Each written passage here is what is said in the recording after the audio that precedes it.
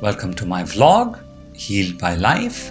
I'm Sam Malik, wishing you peace, joy, and healing. The force or energy that gives us life, consciousness, and animates us is called Prana in Indic cultures, and Chi in the Chinese tradition. I will use the word Prana for this vlog. Prana has an opposite force called Ama, which gives death, is toxic, and makes us sick. It is very important to understand both if we want to heal. Everything is alive in the divine universe. Everything is in motion. Everything corresponds to a particular aspect of the human, as discussed previously. Man can create distortions in the energy fields of the universe. Man can deny the divine. Man can create both prana and ama in his life and can spread both in the universe. Man can have negative beliefs, can have toxic thoughts, and dark emotions. These can spread ama all around us and within us too. The 5 elements have their own prana, and we need all 5 to be in balance.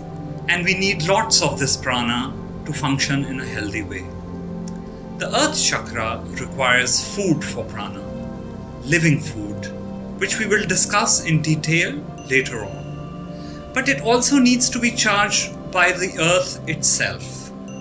There is an exchange of energies between man and the earth through the feet, but more importantly through placing the first chakra on the earth itself. Traditional cultures have emphasized that we walk barefoot on the earth as much as we can. This is now called grounding or earthing. Positive energy, prana, is received from the earth, and negative energy, ama, is transferred to the earth in this process. Modern shoes, paved pathways, roads, and multi-storied buildings have diminished this, almost cutting us off from a very basic source of prana. Traditional cultures have also encouraged another more powerful way of receiving prana from the earth. Depending upon the climate and other environmental limitations, traditional cultures have encouraged sitting on the ground, eating and sleeping on the ground too. This brings the earth chakra in direct contact with the earth. Many spiritual traditions also want man to touch his forehead on the ground during ritualistic prayers, meditations, or during yoga or other types of spiritual practices. A return to some of the above helps tremendously in the healing process. You can find the more recent scientific research online easily.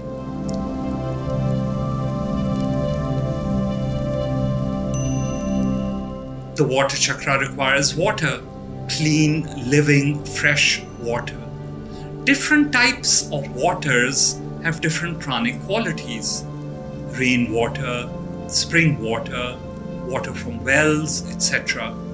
all have different types of healing prana. Clean water harvested directly from nature is full of prana. Modern methods of distributing water through dirty pipes, plastic bottles, etc. are not the way to go. They create water full of ama, often rejected by the body when it needs rehydration.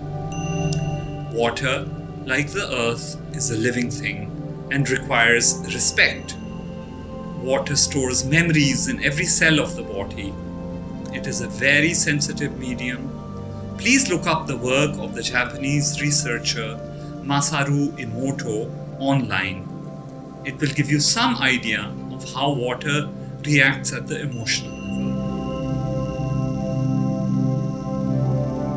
Spiritually speaking, water has been used extensively for ritual purification as a medium of healing, blessed water, holy water, so on and so forth. Its opposite is also true. Uncomfortable as it may be, black magic and evil spells are also cast on water. But even though these things exist, modern man is no longer aware of this and is hence an easier victim or prey than before. There are numerous ways of charging water and increasing its prana. Too much to detail here.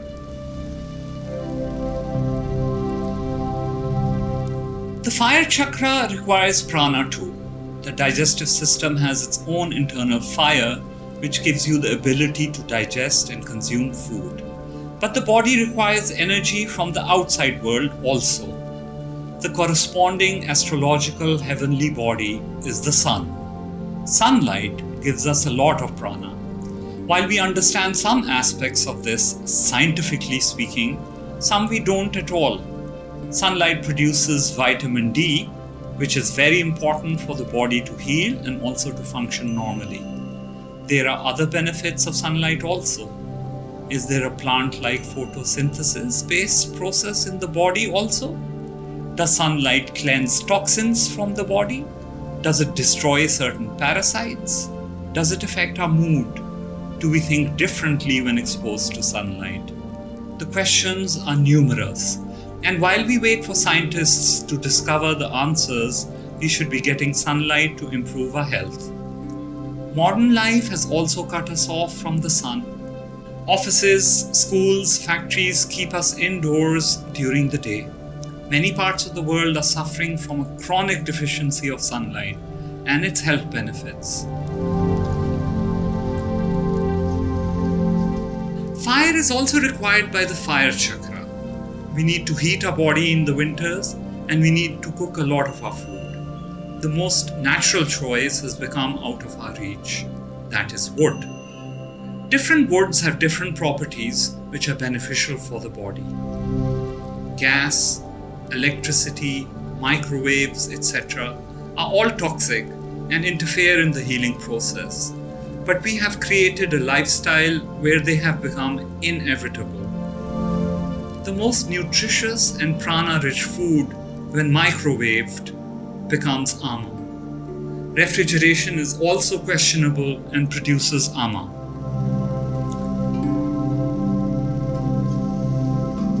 The air chakra, the heart chakra, requires clean, fresh air. Air turns to thoughts in the body. Good thoughts require good, clean air. Electricity or electricity-like currents are also produced by air in the body. These energy currents are very sensitive. There is currently very heavy interference in these energies due to the usage of electricity, microwaves, radio waves, cellular waves, etc. These interferences can become the root cause of depression and anxiety. Grounding, along with pranayama, that is the yoga of the breath or breathing, can help in overcoming or healing some of these issues.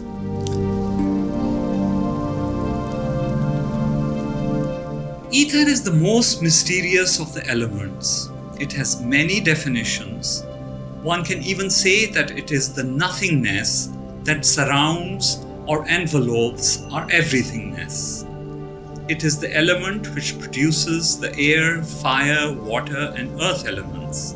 So it is the primary fuel that produces matter, etc. If we look at an atom at the subatomic level, we find that it is mostly empty space. But it is the space which is creating the atom and its protons and neutrons, etc., and giving them their characteristics. Ether plays a huge role in the body too. As it is a subtle element, it is harder to define and feel. We can increase ether in the body through rest, meditating while awake, emptying the mind, staring into outer space, exposure to starlight, are some of the ways in which we can increase our prana for the ether chakra. Resting wisely is the key here.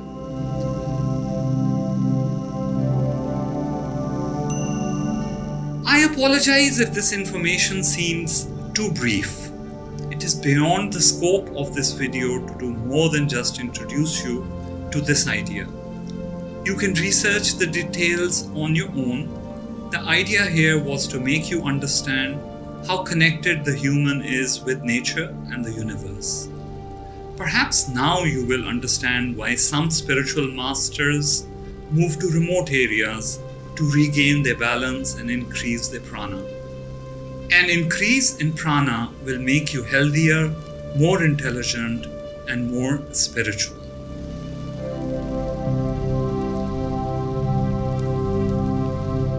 Please watch the videos on this channel and get familiar with my healing philosophy before you contact me for individual appointments via my website healedbylife.com.